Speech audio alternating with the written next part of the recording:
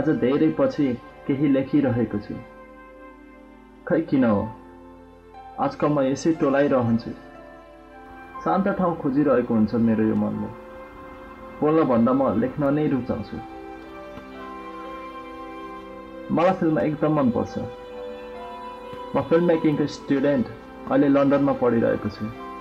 मलाई कहानी लेख्न पनि मनपर्छ। चाँडै नै पढाइ सकेर नेपाल जानु छ। त्यही केही गर्नु छ। नेपाली चलचित्रलाई इन्टरनेसनल लेभलमा उठाउनु छ। तर आज मेरो देश रोइरहेको छ अरे। शान्ति हरायो भन्छन् मेरो देशमा। बुद्धको खोजी गर्ने सक्षम कोही रहेन अरे अब नेपालमा। अहिले त धेरै नै बन्द हुने गर्छ अरे। लोड सेडिङ अनि खानेपानीको पनि समस्या झन् बढेर गएको छ अरे।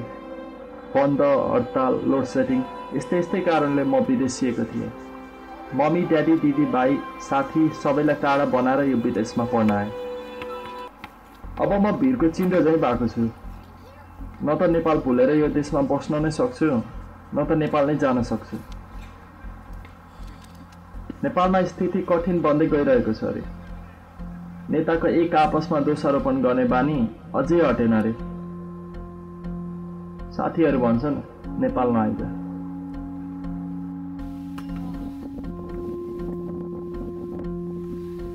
देशका शासक भनाउँदाहरू त अहिले आपसी लडाइँमा छन् रे। एकताको प्रतीक मानिने हाम्रो देश आज सबैले आफ्नो जात अनुसारको राज्य माग्दैछन् रे। तर के टुक्रिनु राम्रो होला र? बाई फुटे गहरले लुट्छन् भन्ने किन नबुझेको हामी सबै नेपालीहरूले? खै के भन्ने, अब त नेपाली हुँ भनेर भन्न पनि लाज लाग्न थालिसक्यो। एटलिस्ट हामी विदेशिएका युवाले नेपाल फर्केर केही गर्ने वातावरण त बने हुन्थ्यो।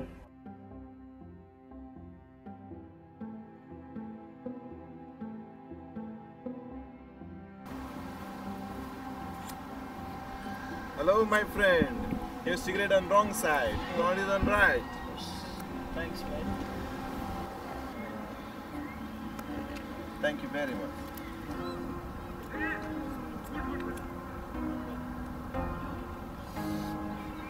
Nice weather, brother, isn't it? Yeah, man. Actually, what are you writing? Yeah, I understand. This environment, writing, good.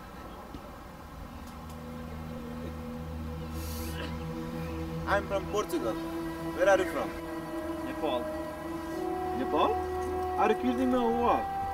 Is there any country called Nepal? What do you mean, man? Don't you know about the country where Buddha was born and where Mount Everest is there?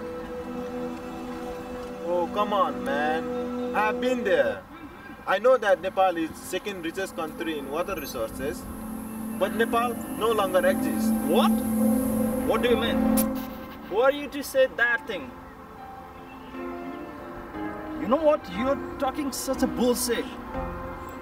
How can you say that my country doesn't exist anymore? Come on, man. Come I on, know man. a lot about it. You know, I tried Google it yesterday for my 1 month vacation. There were many different small countries inside it. I was planning to go to Mount Everest, but it was in different country from Kathmandu. Lumbini, one country, Pokhara, one country, Kathmandu, one country. How can I go there?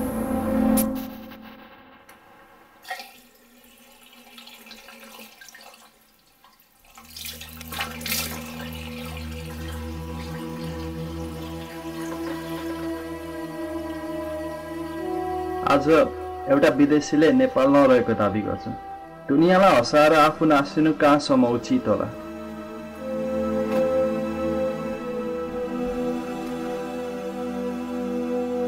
के साँच्चै मेरो देश टुक्रिएको हो त?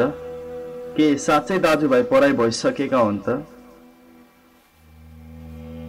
हे भगवान, के भइरहेको छ यो? किन यो सबै मेरो देशमा नै? देश जन्माउन पृथ्वीनारायण शाहले युद्धको थालनी गरेदेखि अहिलेसम्म नेपाल आमाले कहिले आनन्दको सास फेर्न पाइन।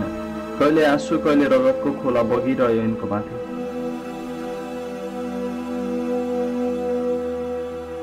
हराइसकेको शान्ति फर्काउन फेरि अर्को बुद्ध जन्मिन आवश्यक छ मेरो देशमा।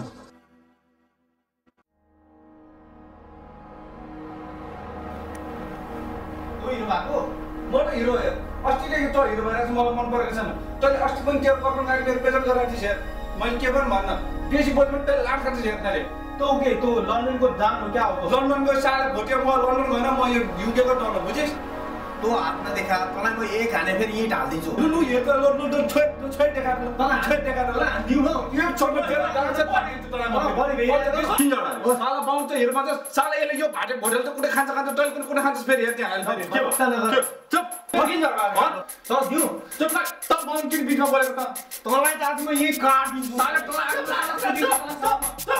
ठुक्क सालेहरू तिमीहरूको दिमागमा के गोबर भरिया छ के हो यो के हो त भोटेले तनेवाले के खान झगडाहरू जातको निमा झगडा यहाँ विदेशमा बसेर त जातको निमा झगडा छ सालाहरू नेपालमा कस्तो टाढो होला यहाँ एउटै घरमा बसेको छ सँगै बसेर मिल्न हुँदैन साले खातेहरू किनमा झगडा हुन्छ क्या तिमीहरूको नेपालबाट यति टाढो बसेको छ एउटै घरमा बाउआमा सबै नेपालमा छ यहाँनिर एकअर्कालाई त दाजुभाइ मानेर बस्नुपर्छ नि हामी के खान झगडा गरेको तिमीहरू भन् त भन् के निमा झगडा गऱ्यो यो साले भोटे मेरो कोठामा चप्पल लगाएर आयो तँ नेवार अस्ति मेरो कोठामा चाहिँ लाएर आउनु हुने अनि म तेरो कोठामा लाएर आउनु हुने अनि तँ यहाँ आएर लेक्चर नछाड तँलाई पनि अहिले दिन्छु यसलाई त काट्छु तँलाई पनि काटिदिन्छु अहिले फेरि तँ नेपाली अनि मात्र बल्ल यो नेवार तँ भोटे अनि म बाहुन जातको कुराले किन झगडा छ एउटै घरमा थाहा छ आज एउटा कुराले मलाई के भन्यो नेपाल भेटाएन अरे यस्तो सानो सानो कुराले यहाँ तिमीहरू झगडा छ नेपालमा काटाकाट गरिरहेको छ जातको नाममा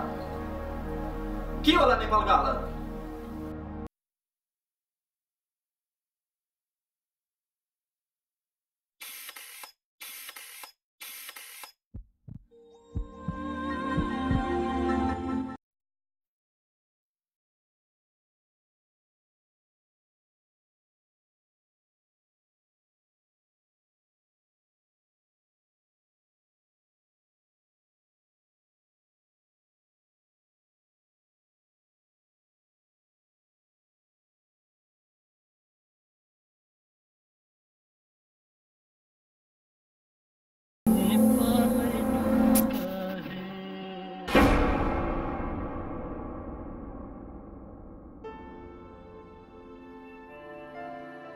आज धेरै पछि केही लेखिरहेको छु खै किन हो आजकल म यसै टोलाइरहन्छु शान्त ठाउँ खोजिरहेको हुन्छ मेरो यो मनले बोल्न भन्दा म